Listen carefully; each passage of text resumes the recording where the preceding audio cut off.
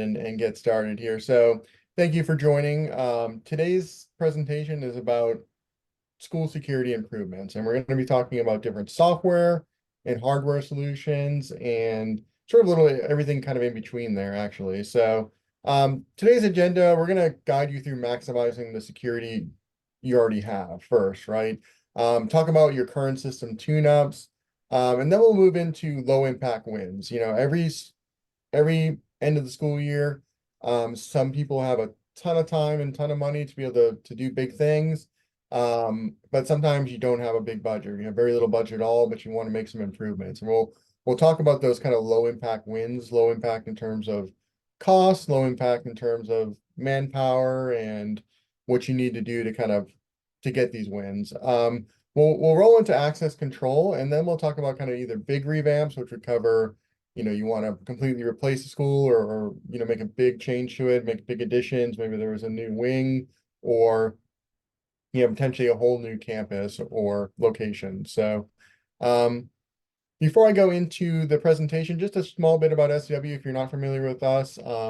We're a value-driven company that provides end-to-end security solutions. So whether you want something installed or you're looking to do more of a self-install with personnel there. And we combine that with world-class US-based support. So all of our support teams here in North Carolina, they're very well trained. They can walk somebody through getting this stuff set up. They can do remote sessions and really make sure that this product is going to work for you. So let's go ahead and jump first into the first section, which is the current system tune-ups. And so during the school year, we know how tough from all of our other customers, how tough it can be to make changes to the system. There's just a kind of a risk if you're adding things. And of course, like the timing doesn't always work. And just a lot of stuff going on during the school year that can make even things like checking for firmware updates and stuff difficult. So these next recommendations are just great if you have little to no budget. And they actually can make a huge impact as well. So the difference between, say, a clean camera versus a dirty camera is the difference between getting that incident and not getting that incident. And let's go ahead and look into that. It's kind of like a TLC to your system. And the first thing that we recommend with this is just checking the camera status. When is the last time you checked the cameras? Are they all working? When's the last time you checked them during night, which could be a totally different kind of set of, difficulties when it comes to night vision. Are they still clear as you remembered them when you first set them up? Are they all still working, like I mentioned? And we've got a checklist here, and after this presentation, we'll also have a document that goes over some of the stuff that you can kind of go through and do this yourself as well. But there's kind of some key areas to checking it in on your system. And the first one is camera statuses. That's going to make sure that all of your cameras are online, that they're working. That second one would be image quality, making sure that, yes, the camera is working, and also the image looks like we want it to be. Making sure it's still sharp, clear, there's not kind of no dirt or dust on the lenses that are kind of causing issues. And then also just making sure it's like looking at the same area too. We'll cover more about these in the next couple of slides, but we've got playback, user auditing. You want to make sure that, only the people who have access to that should have access, deleting any old staff members that don't need access or are no longer with your school system. Making sure you have enough footage retention. How many days are you getting? Are you getting enough footage retention to pull back an incident if you need it? And then some of the other stuff like remote access, is that still active? If you are somebody who utilizes remote access, making sure that that still works before the school next session's up. And then firmware, making sure that's up to date is a very big thing for both cybersecurity features and bugs and everything like that. And then the last thing we kind of go over was system training. This is a good time to be able to reach out and train people who need to know how to use the system on the best way of doing things. And let's jump into these a little bit more in depth. So the first one is camera status. And this is kind of a fairly self-explanatory one. If you're on your NVR, you can go to the camera status screen and it looks a little bit like this here. And you're going to be able to see right off the bat whether these things are just online or offline. And if they're offline, obviously at that point, you probably want to check some troubleshooting. If they are SCW cameras or you've got our systems, you can obviously call SCW support. They can walk through and troubleshoot, see what's going on. And then we also have service call options too. So if you're in a situation where that camera's down and you're troubleshooting it and or you just don't even want to troubleshoot it, you just want somebody to come out there on location, they will check those cameras for you. So keep that in mind too. So we're first thing we're doing is just sort of checking, are the cameras online or are they offline? Image quality too, like I mentioned. Um, Check each camera one by one if you can, because when you're looking at them one by one, it's going to obviously show the best quality, the highest quality you can see, the biggest, and you're going to notice the difference between that more than if you're looking at, say, 8 or 4 cameras at a time. And the same thing I mentioned, make sure they're still clear, that focus is all still sharp. And another key thing too is, are they still aimed at where they need to be? Did they potentially move a little bit? Cameras don't typically do that very frequently, but over time they can sort of get loose and they can, move a little bit, especially for PTZs, right? So if you do have a PTZ camera, you want to make sure that that is in the same place it was prior as well. So in case you haven't want to point at a very specific area, make sure somebody didn't control it and then forget to push it back or stuff like that too. So. And then another thing about the image quality is day versus night is a totally different thing. You can have a camera that looks great during the daytime and then doesn't look great at night. And that's because of things like dirt and dust, spider webs, and a lot of these things actually don't, like I said, don't appear during the day.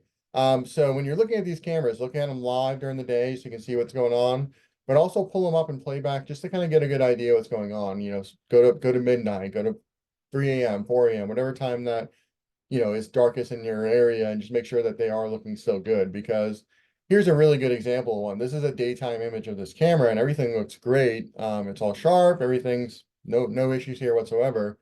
And then at night, we've got this spider web that actually is a very thin little spider web. You wouldn't be able to see it in person actually. And it's just there in the view. And it actually is like waving with the AC and stuff like that. So it's actually setting off motion detection and stuff. So this, little tiny spider web that we can barely see was actually causing a lot of issues because, it was recording when it didn't really need to be recording, and it was giving them alerts when they didn't need alerts. So um, definitely check it at night as well because that's the more difficult time to get good camera footage. User audits. This is kind of another one that's fairly explanatory, but it's always a good idea at the end of the year to just check who has access. Do the right people still have access? You have somebody who, hasn't needed access for a long time that maybe is leaving, and just revoke the accounts that are no longer in use and revoke any people that are no longer in use too. So depending on how you do that, you would just go to your user management side and be able to check that, either whether you're doing it kind of based on roles or, more like James or Dylan, if you're doing more on a person basis. Footage retention. This is actually a really important thing too. And sometimes this is one of those situations where people think they have a different amount of footage than they actually have. And that's never a fun thing to deal with when you think you have 4 weeks and you actually only have two.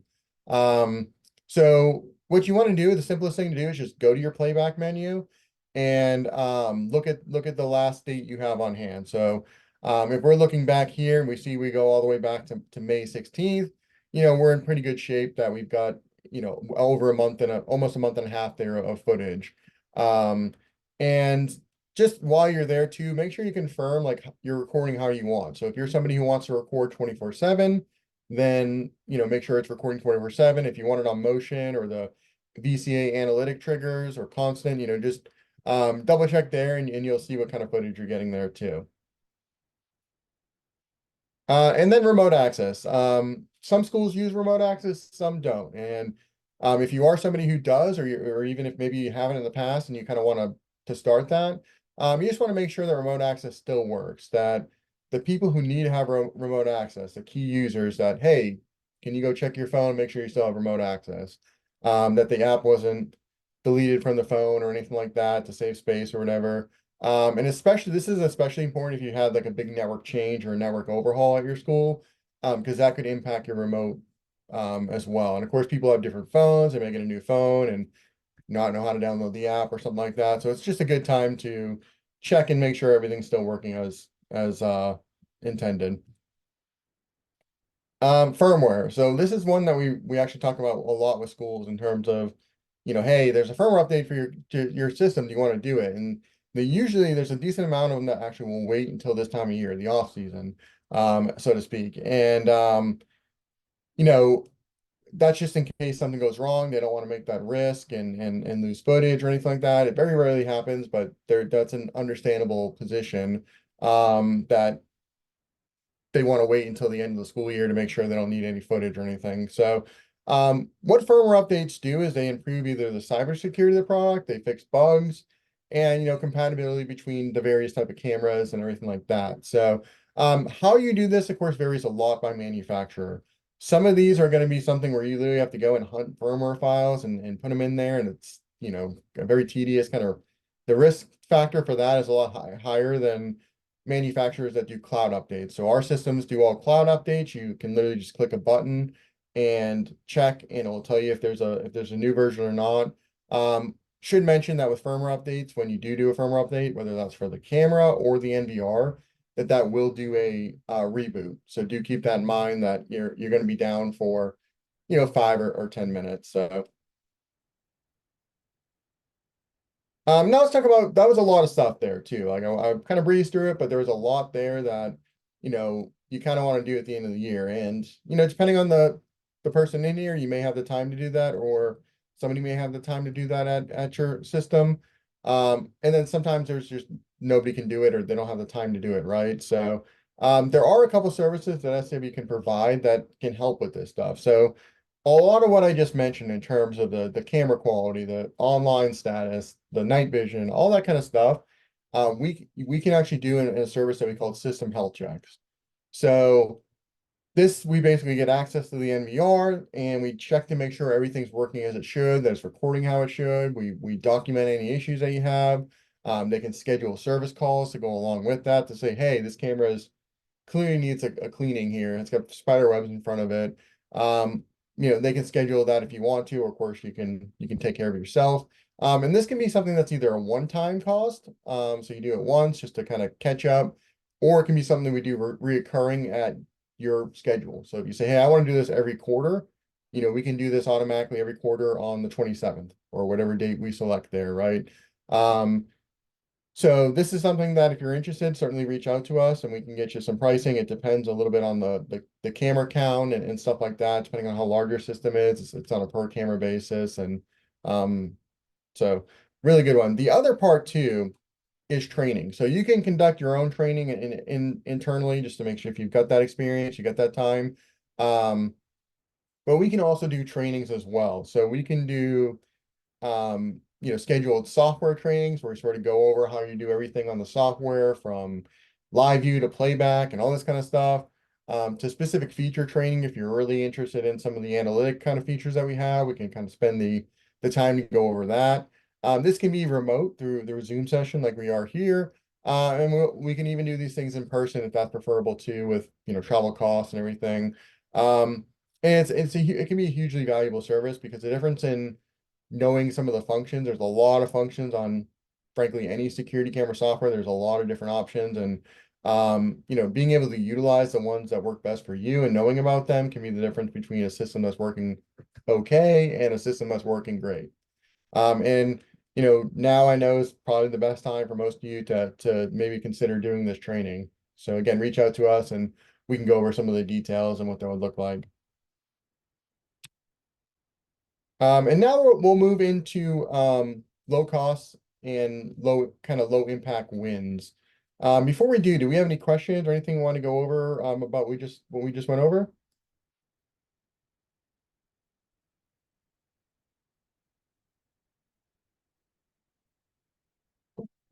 I don't think I see any, but just want to offer that. Of course, at any time too, if you do have a question, feel free to put it in. You don't have to wait till the end or anything like that. We can talk about that as we go through it. So. But yeah, low cost, low impact wins. Well, what these are designed to be again is just something that doesn't take a lot of man hour, doesn't take a lot of budget to get this stuff done. And one of the biggest concerns when we talk to school systems towards the end of the year is filling gaps in coverage. And This can be done in basically two ways, right? You can add a new camera to supplement it, kind of obvious. That means you have to go and run a new cable, you know, connect it to to your switch, your network, get IT involved potentially. And that's, not not obviously a good solution, especially if that area doesn't have a camera at all, then, it's a good one. Another one that's becoming much more popular in the recent year or two, is replacing some of your older cameras with either wider or multi-lens cameras. And so, like I mentioned with the adding camera part of this is pretty self-evident. Not that this is a bad solution whatsoever. Adding a single camera isn't usually a very big impact kind of situation. And the cameras nowadays, especially if you have a slightly older system, have more capability. There's people and vehicle detection. So you get much better notifications, much better recording if you're recording based on motion. So there's a lot of stuff that you can get when you add a new camera or even replace a camera. But yeah, that doesn't generally involve having to run a new cable across your school. NVR capacity, you have to consider, do I have enough room? Am I maxed out on my NVR? And usually, yeah, you have to get IT involved. Um, the other options I mentioned too are like the multi-sensor or the wide angle one. So a traditional wide angle camera is about 100 to 110 degree field of view. So that's kind of vertically how much you're going to see left to right. And we actually have a newer camera in our options here that actually offers 180 degrees of coverage and with one single cable run. So this isn't something that you need multiple runs to do. And it also only takes up one channel on your NVR, which is nice too, because some of the multi-sensor stuff out there, most of the multi-sensor will take up multiple channels. So, if you are tight on your NVR space, then this is a really good option to increase your coverage without a full kind of NVR replacement and everything. And to give you an idea what this looks like, this was one of our wide angle cameras. Again, this is about 110 degree field of view. So it's pretty wide here. And keep an eye on like the left and right here, as well as the top and bottom, because not only are we going to see much better left and right coverage, but we are going to see much better top and bottom coverage too. So let's take a look at what the Scout looks like. And then this is a difference here. So we look back at that previous one, you're going to see that, we can't even see actually to the bottom of this dumpster here. We don't see much cars, any cars, I should say, on the left and right. And then when we go to the Scout, you can see sort of what that looks like. We've gained, about 15 feet here from the bottom and top, and significantly more left and right. So, for us, we're now able to see essentially a large chunk of this parking area that we just simply wouldn't before. We probably would have to look at three cameras to cover a similar ground here that we were with this one camera. So, in this situation, you can replace your Scout camera with or your older camera, excuse me, with the Scout, and that would, just provide you a significantly larger coverage. It's about 68% wider. And here's a good top to bottom kind of look at it in terms of like what we're covering here. So we're gaining left and right and top and bottom. So and then the Scout's an awesome solution for those who do need that just the more coverage. They, parking lots, kind of common areas, lunchrooms would be a really good one for that. Just to be able to get that observational area detail on, a larger area, right? But what if you need multiple angles? What if you have kind of something on the corner there that's kind of behind the camera?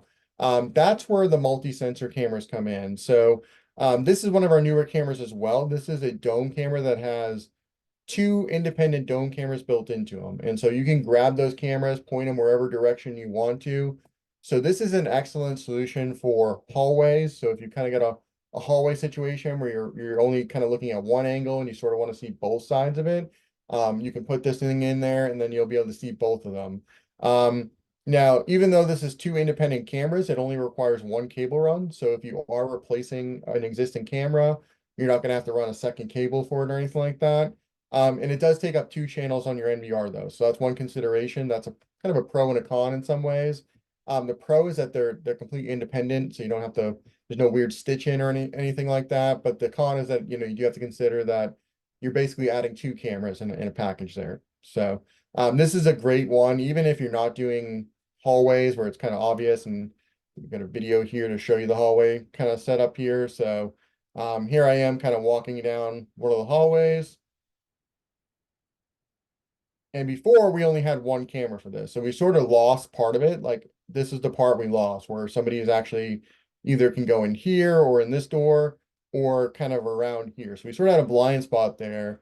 And just by replacing that camera with this dual vision one, we were able to cover it with no additional cable runs or anything like that. So and the other part of this too is that this is also, hallways are an obvious one because you're sort of pointing them like left and right or front and back. But this is two independent domes, so you can really point these wherever you want. So, imagine in the visiting lobby area, right? You have one of the domes pointed at the entrance of the door, and then the other one pointing at the visitor's desk. So you sort of keep that um both places in mind, and it allows you to expand coverage without again adding new cameras. So if you already got that cable run in that lobby and you want to see both the entrance and the desk, now you can do that without having to go and run a new cable or anything like that. So there's really endless possibilities when you put this in there. This is another example here. We're on kind of like looking at the front desk here in the entrance, and then it's on a corner where we're looking at the corridor across here at this hotel. So a lot of different options you have when it comes to this because they are independent. And then our last kind of dual vision or multi-sensor camera is the Watchkeeper dual vision. So this is a unique PTZ camera. So if you do have PTZs, one of the things about a PTZ camera is they're only as good at what they're looking at. So, if you have one looking at your parking lot and it's zoomed in on one side of the parking lot and something happens on the other side of the parking lot, you didn't capture that footage. And so what this does is it combines both a fixed lens camera up top here and then the PTZ. So this one acts as sort of your overlook camera, and the PTZ acts as the searching kind of one. So you can in the detail camera, as I usually put it. And this still only requires one Ethernet connection. And you can kind of see what that looks like from this perspective, right? So we've got the fixed lens up top here has a nice wide view of the parking lot. And then down here at the bottom, if you see like on the top here, we've got this brown UPS truck. This is what the PTZ lens looks like. So we're kind of capturing kind of plate details there. We're capturing more um, specific kind of details on the vehicle, people who are walking at this entrance over here. And we're doing this with just a single cable run. So this really, in a way, fixes one of the biggest issues with PTZs in the sense that, you don't, if we were to only have the PTZ looking down here, of course, we would be missing all of this. So a lot of cases, we end up having to put multiple cameras up when you have a PTZ. This can do that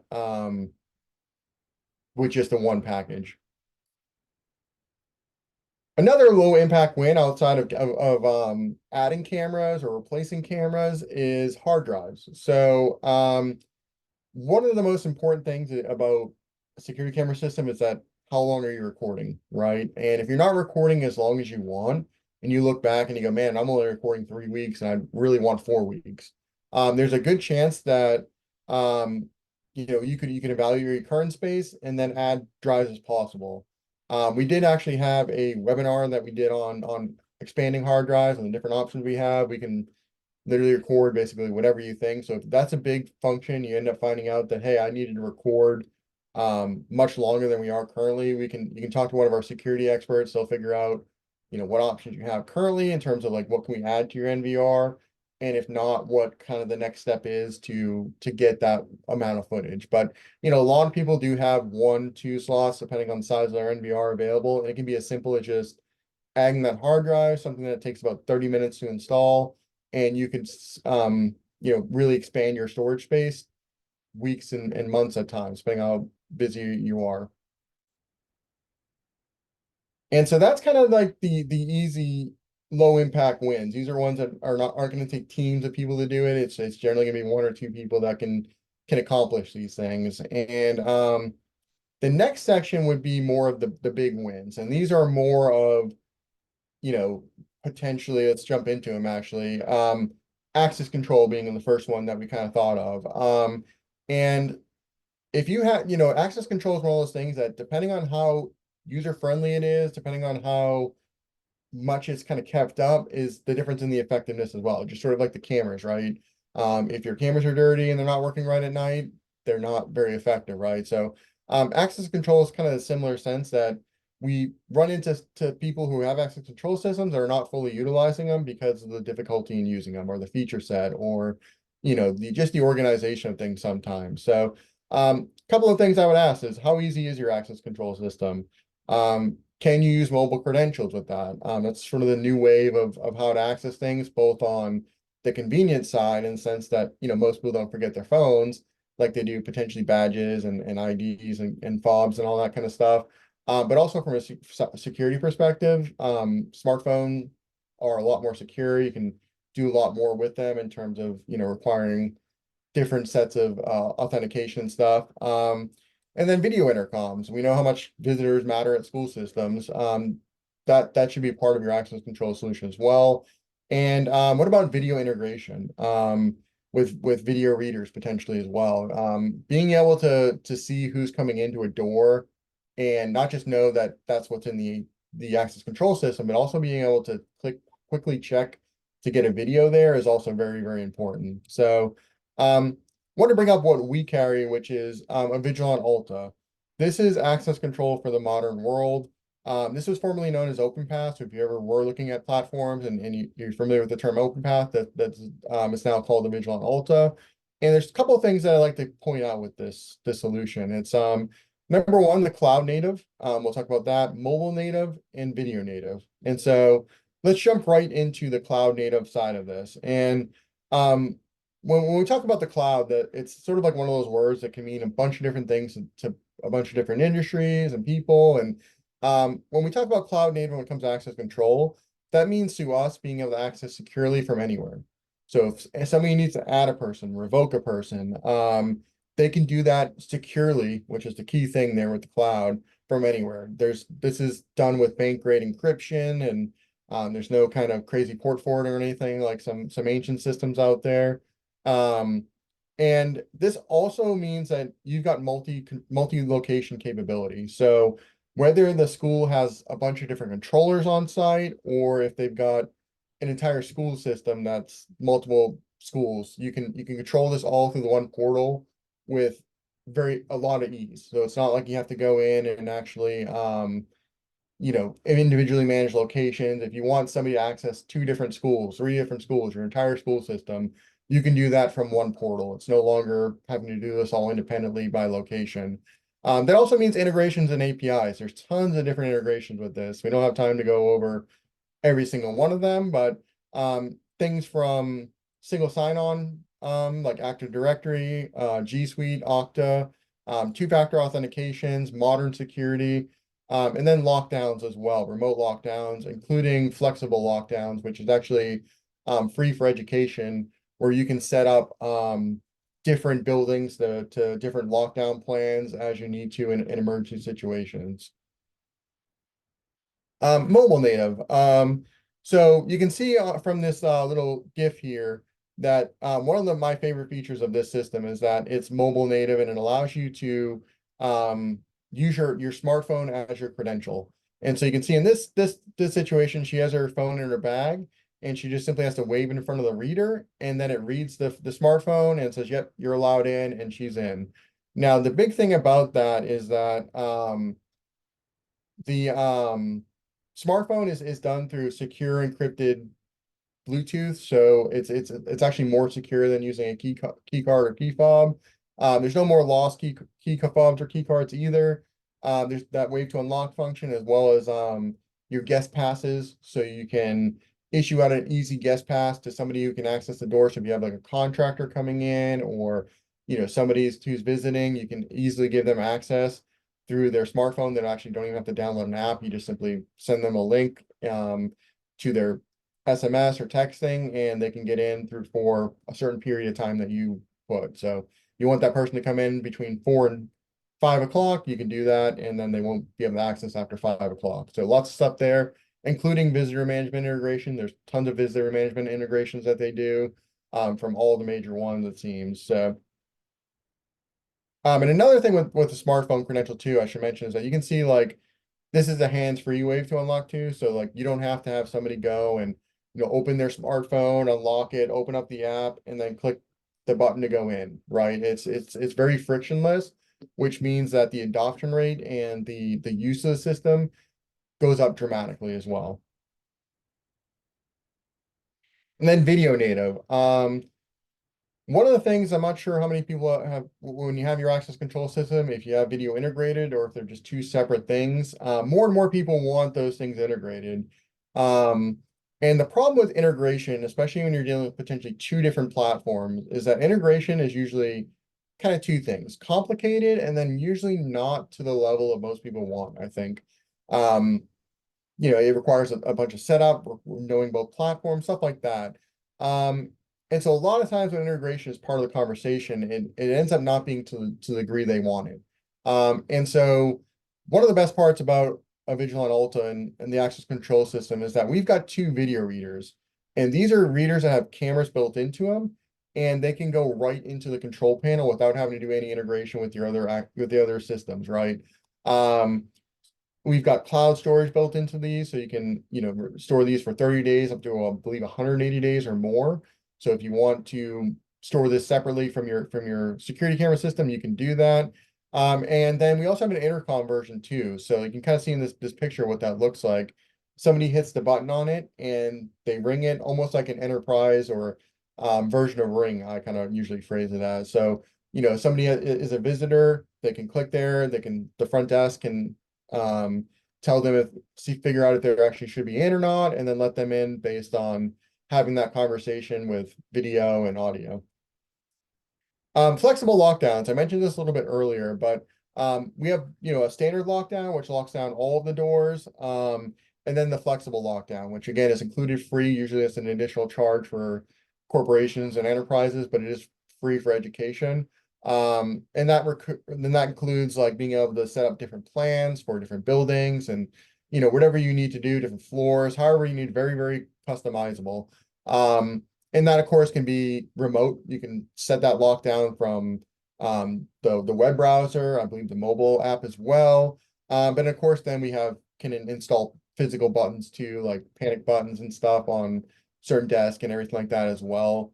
Um, and this also integrates with different other security platforms. So if you do want to learn more about this, do get in touch with us so we can kind of understand that the needs is obviously a very complicated thing that, we want to make sure we're not doing broad strokes with and make sure that we're talking to you with a chisel rather than a hammer when it comes to something like this.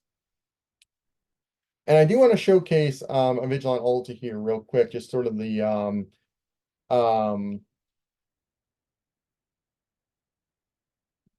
over here now. The back end of it. So the actual control panel. So the first thing I gotta do is I gotta put in my authenticator code here. So I've got two-factor authentication on, so I'm using my phone as the authentication. And this is what we see when we log into a Vigilant Ulta. So one of the things I mentioned, the first thing we're seeing here is just the dashboard. And so somebody who needs to see what's going on throughout the course of the day, this actually updates live, so you don't have to refresh it. So as people access doors, as things come in, this is going to auto update without having to refresh. So you can kind of keep an eye on it throughout the course of a day. The other thing I mentioned with this too is the video integration. So you can see here, we've got a couple of our cameras here that have video enabled on them. So I can see that Sam here entered the building at 11:19 and 35 seconds. So just a little bit ago.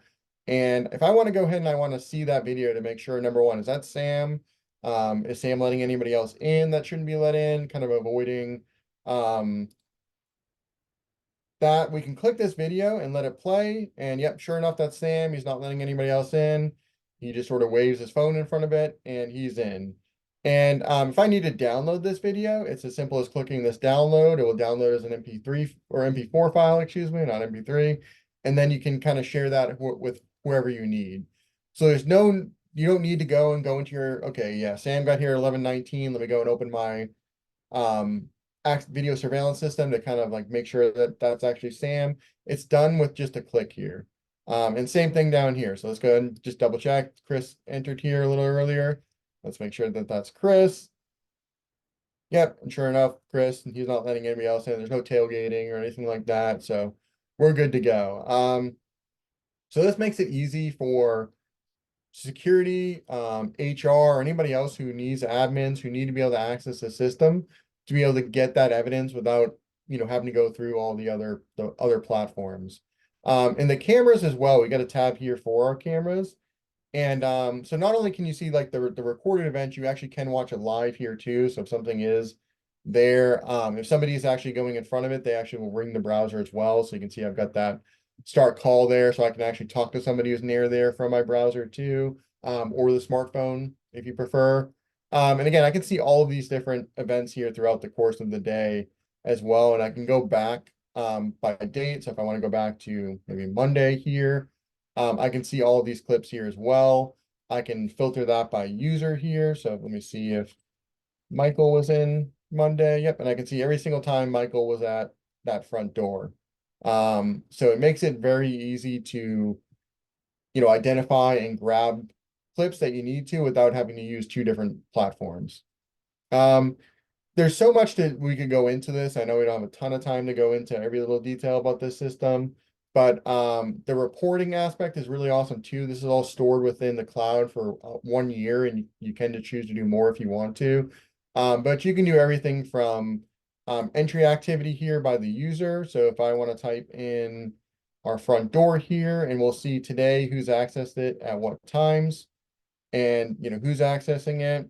I can also do that as well by the user. So let's go ahead and bring up our support manager, Michael, here, and I'm going to check this last week here and see kind of when he's been accessing what doors. Let's search here. And I can go through and see this person, all the activity they did throughout the course of this week, very easily. So,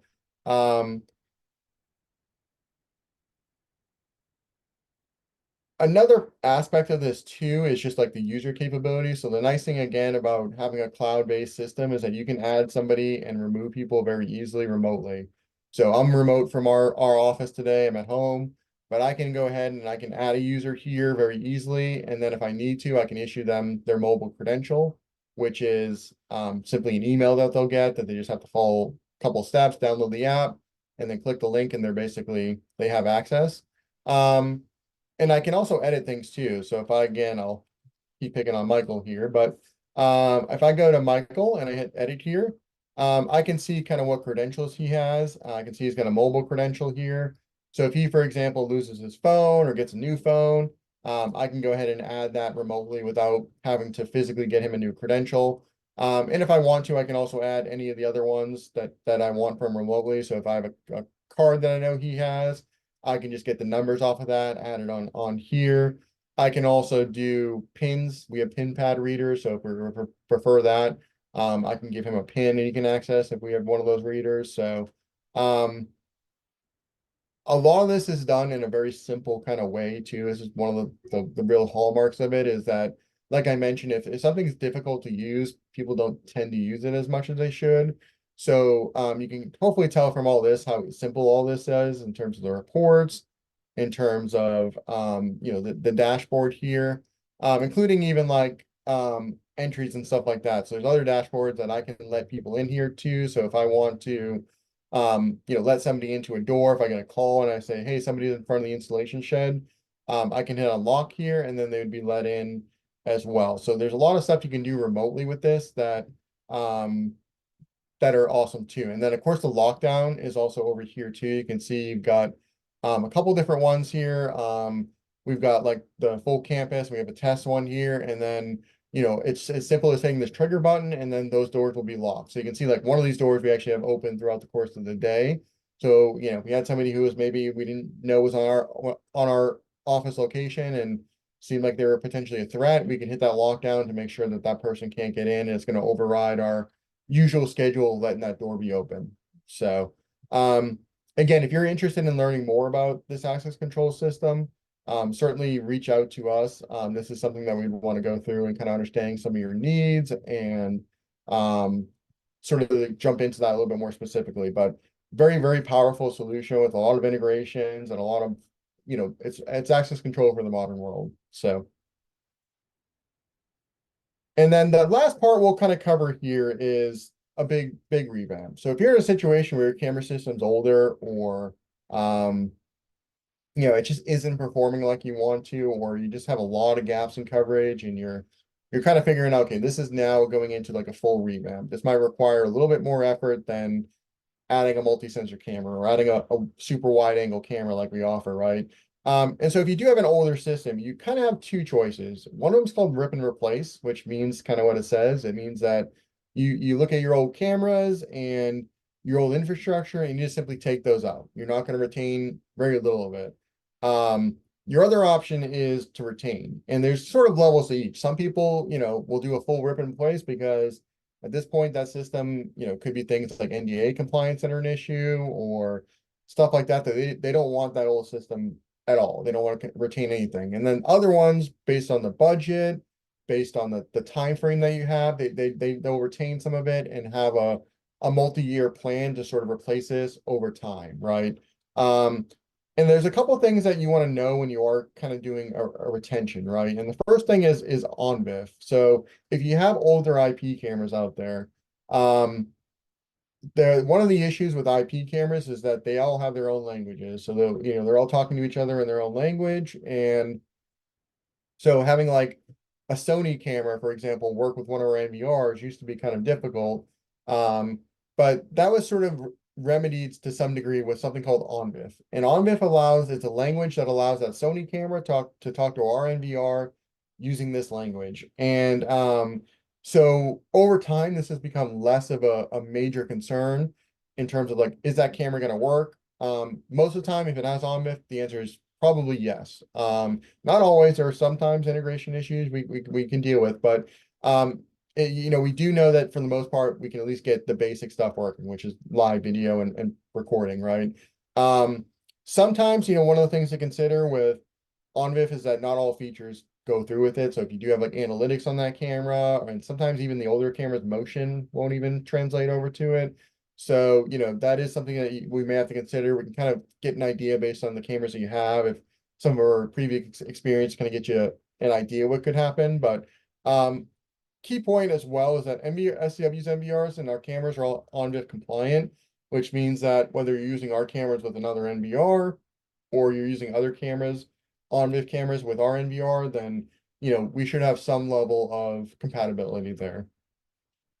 Another thing that you may want to consider when you are thinking about, replacement or rip and replace is the NDAA. If you're not familiar with what this is a federal program that basically says that if you're getting federal funding, whether that's a small grant or a lot of the funding's from it, even if it's just a tiny bit of it, you sort of have to follow guidelines that are listed in the NDA. And that means that certain camera manufacturers are not allowed, certain chipsets are not allowed. And so that can be kind of confusing. So you want to make sure that all of your equipment you're getting are NDA compliant, otherwise there could be issues. All of our cameras and NVRs are NDA compliant. We don't have any non-NDA compliant. We were one of the first people in this industry to really push that button. Even before some of the other major ones were banned on it, we wanted to be on all compliance with that. So we have no banned chipsets. None of our chipsets or any of our manufacturers are on entity lists. Like, some of them can be. So that's a big thing you want to ask anybody who you're considering working with. Are you providing the NDA compliant cameras? Are there any banned chipsets? Are there any entity list kind of options there? Because that could cause a lot of issues down the road. Could be something where we've heard of schools that had to go and replace entire systems because there's bans. So and some of the last things I'll talk about here are just like SW services. We're not just a retailer, we're not just a manufacturer, we're kind of a little bit of everything, right? And that comes with expertise. We have, so many people on this team that have been in this industry for a very, very long time, that have done various things in this industry, from install expertise to product expertise to, just security experts in general that can go over things like floor plans and understanding what kind of coverage you're going to look like with these cameras, understanding your needs and know where to prioritize your budget. We all have everyone probably has budgets on this. And we want to make sure that we're getting a system that maximizes that budget, gives you as much coverage or much enhancement that you can get within that budget. Um, and that could be again like a turnkey installation. You basically will have some consultations, we'll do site visits and install everything for you. Or that could be something where you end up saving a lot of money and you prefer doing self-install because with the cameras I should mention. So that way you can you know put that budget that you would be for the installation into something else, or getting a better system. Either or, you can choose whatever one you want with us. We can actually mix and match some of that stuff. And we can work with you long term. This isn't something that we want to get a sale within 30 days or anything like that. Well, we most of the school systems that we work with, have multi-year plans on the books. We know that, hey, next year they're gonna have this thing. We're gonna tackle the access control system this summer, but next summer we're gonna be looking more at cameras and stuff like that. So we'll work with you to kind of not just do this from a short-term perspective, but from a long-term perspective to make sure everything's great. And with that being said, that's kind of the end of this presentation. I'll open the floor to any questions and answers and um, go from there.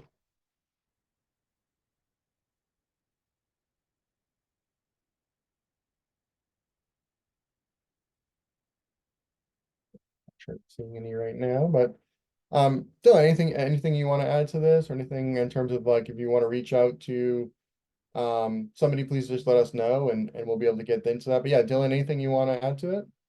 Not much. You did a great job. I think it's really informative, especially the access control stuff. I didn't realize a couple of those little features in there.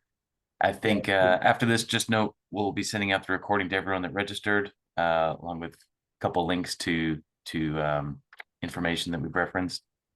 And otherwise, I'll be sending out that email next couple hours. So that's it. yeah, well, thank you guys for your time. We'll go ahead and give you guys your 10 minutes back here. And again, if you have any questions about anything we talked about or anything that we didn't talk about, reach out to one of our experts and we'll be glad to jump in there. But thank you and have a great rest of your week and summer. Bye-bye.